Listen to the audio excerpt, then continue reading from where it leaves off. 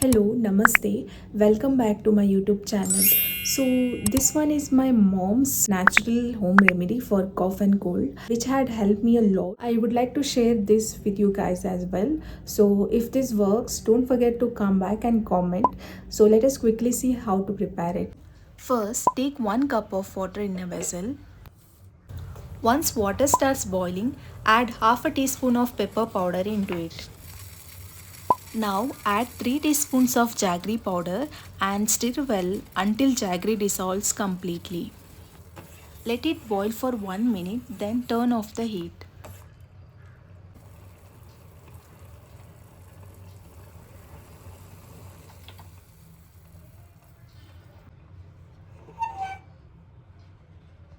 Now take a cup, add 1 teaspoon of honey,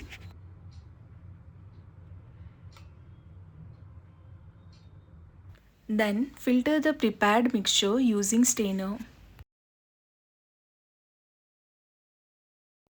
Finally, squeeze in few drops of fresh lime juice and mix everything well.